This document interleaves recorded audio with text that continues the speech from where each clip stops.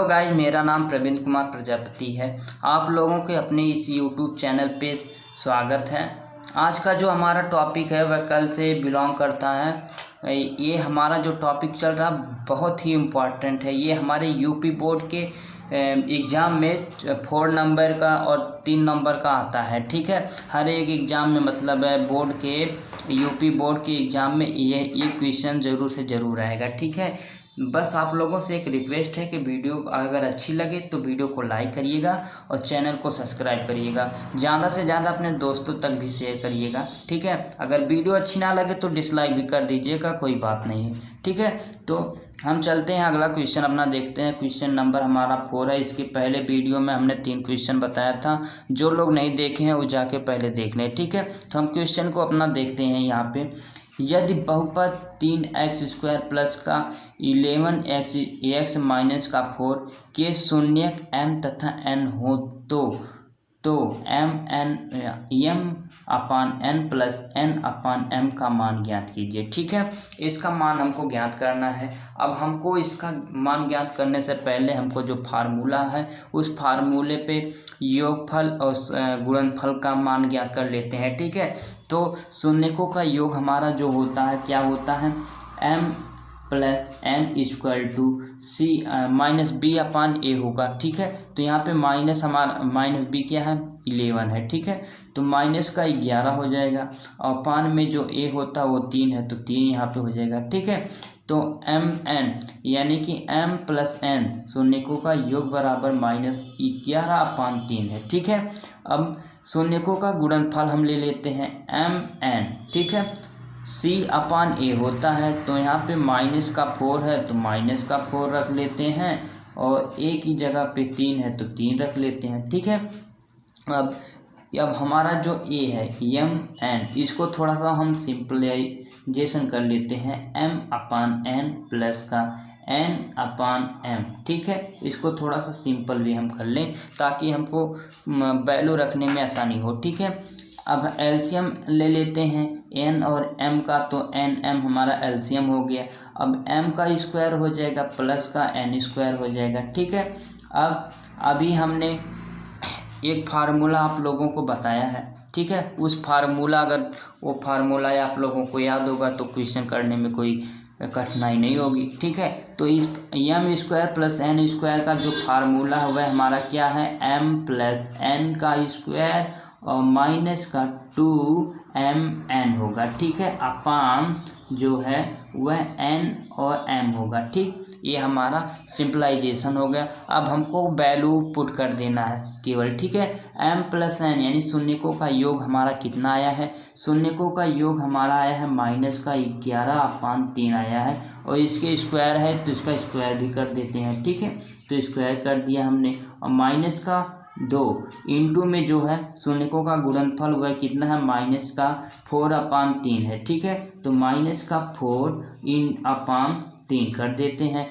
अब पूरे का अपान जो है कितना हो जाएगा -4/3। ठीक है, अब इसको हम सॉल्व कर देते हैं, तो सॉल्व कर देते हैं। -11 का जो वर्ग होता है वह 121 होगा, तो वर्ग करने पे माइनस का चिन्ह हट जाता है तो 121/3 का 9 हो जाएगा माइनस और 2 दूना 4 होगा। ठीक है, 2 दूना 4 होगा और ये प्लस हो जाएगा। कैसे, माइनस का गुणा जो हमारा प्लस होता है तो 4 दूना 8 हो जाएगा, 8 प्लस 3 हो जाएगा। ठीक है, अब पूरे का जो है -4/3। ठीक है, अब इसके आगे हम सिंपलाइजेशन करते हैं। 9 और 3 का एलसीएम ले लेते हैं तो हमारा कितना 9 बच जाता है और अपान में 9 हो जाता है तो 121 प्लस जो है 3 त्रिक का 9, 8 त्रिक 24 हमारा हो जाएगा। ठीक है, 8 त्रिक 24 हो गया। अब पूरे का जो वर्ग है -4/3 हो जाएगा।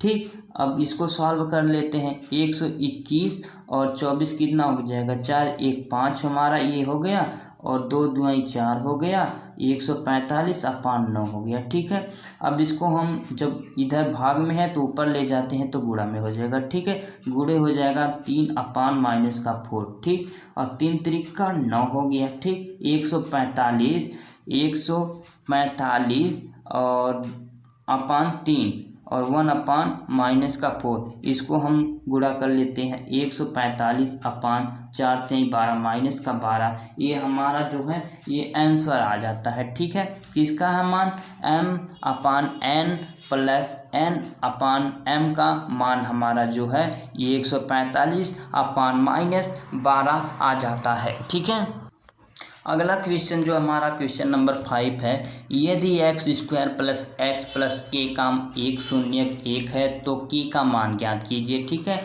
हमको k का मान ज्ञात करना है, फिर वही पहले हमने जो एक क्वेश्चन करवाया था उसी हिसाब से है। तो α × β = -b/a जो है उसी फार्मूले पे रख देते हैं। ठीक है, और हम मान लेते हैं α + β = -b/a हमारा एक फार्मूला होता है। ठीक है, तो इस फार्मूले पे एक शून्यक हमको दिया है, तो इस शून्यक को हम अल्फ़ा मान लेते हैं। ठीक है, अल्फ़ा मान लेते हैं, तो अल्फ़ा माने प्लस बीटा = -b की जगह पे क्या है, 1 है, तो माइनस का 1 हो जाएगा, और अपान 1 है, 1 का गुणांक है तो 1 हो जाएगा। ठीक है, यानी कि अब इसमें जब भाग दे देंगे तो 1 बचेगा, तो बीटा =-1, और ये जो प्लस में है इधर जाएगा माइनस में हो जाएगा, तो बीटा =-2 हो जाता है। ठीक है, अब बीटा हमको ज्ञात हो गया।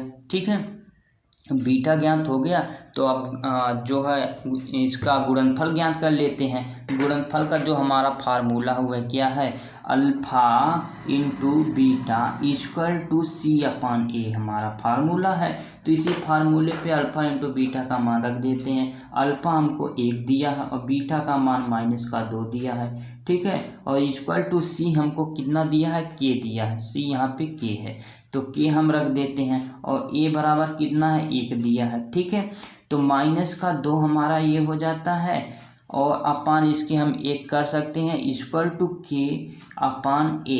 ठीक है, अब k का गुणा 1 में करेंगे तो k हो जाएगा, -2 का गुणा जब 1 में करेंगे तो -2 हो जाता है। सिंपली ये जो हमारा k का मान आ जाता है, यही हमारा आंसर है, k का मान है। ठीक है, ये हमारा आंसर आ गया।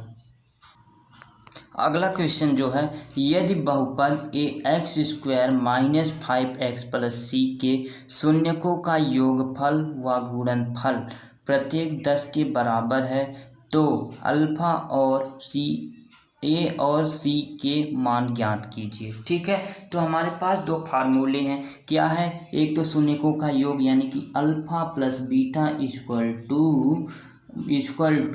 -b/a होता है। ठीक है, यदि बहुपद ax² - 5x + c के शून्यकों का योगफल व गुणनफल प्रत्येक 10 के बराबर है, तो a और c के मान ज्ञात कीजिए। ठीक है, तो हमारे पास दो फार्मूले हैं, क्या है, एक है α + बीटा यानी शून्यकों का योग -b/a, और दूसरा है α × बीटा यानी शून्यकों का गुणनफल c/a।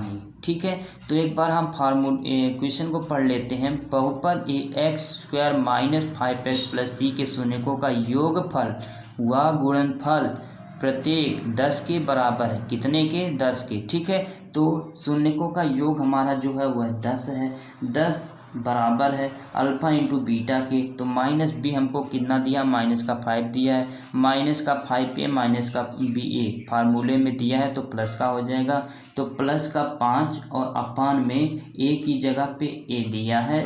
ठीक है, और a का मान हमको यहाँ पे देख लो ज्ञात भी करना है। ठीक है, तो a का मान ज्ञात करना है, तो 10 यानी कि ये 5 हो जाएगा और =10a हो जाएगा। ठीक है, अब 10a का हमको मान ज्ञात करना है, 5/10 हो जाएगा। ठीक है, यानी कि 5 × 5 5 × 10, a का मान हमारा जो होगा वह 1/2 होगा, 1/2 हो जाएगा। ठीक है, a का मान 1/2 हो जाएगा। ठीक, अब हमको क्या ज्ञात करना है, अब c का मान ज्ञात करना है। ठीक है, तो यहाँ पे हम देख लेते हैं α × बीटा हमारा कितने के बराबर है, 10 के बराबर है, तो हम रख लेते हैं 10 यहाँ पे। ठीक है, अब c हमको ज्ञात करना है, तो c/a का मान कितना, 1/2 है, तो 1 यहाँ पे हो जाएगा, और ये जो है इसके बटे में है ठीक है, 1/2 हमको दिया है। ठीक है, अब ये हमारा जो 2 है ये यहाँ पे सी के पास चला जाएगा। ठीक, तो हमको क्या हो जाएगा 10 = 2c हो जाएगा, 2c। अब c बराबर हमको ज्ञात करना है, तो c यहाँ पे है और 10 अपनी जगह पे है। ये c जब हम इधर लाएंगे तो 10 के पास लाएंगे तो बटे में हो जाएगा, यानी भाग में हो जाएगा। तो यहाँ पे हमारा c = कितना हो जाएगा 5 हो जाएगा। यानी हमको a का मान और c का मान ज्ञात हो गया। ये हमारा a का मान है और ये जो है c बराबर 5 आया है, वह c का मान हो गया। ठीक है, अभी तक हमने जितने भी क्वेश्चन लगाए वह द्विघाती के लिए थे। अब इसके अगले वीडियो में मैं आप लोगों को त्रिघाती के लिए कुछ क्वेश्चन लेकर आऊँगा, यानी कि एक पार्ट और इसका लेकर आऊँगा। ठीक है, ये लेके आऊँगा। तब तक के लिए आप लोगों से मैं एक निवेदन और कर लेता हूँ कि वीडियो को लाइक करिएगा, चैनल को सब्सक्राइब करिए, ज़्यादा से ज़्यादा चैनल को सब्सक्राइब करिएगा। अगर वीडियो अच्छी नहीं लगती तो डिसलाइक कर दीजिए, कोई बात नहीं होगी। ठीक है।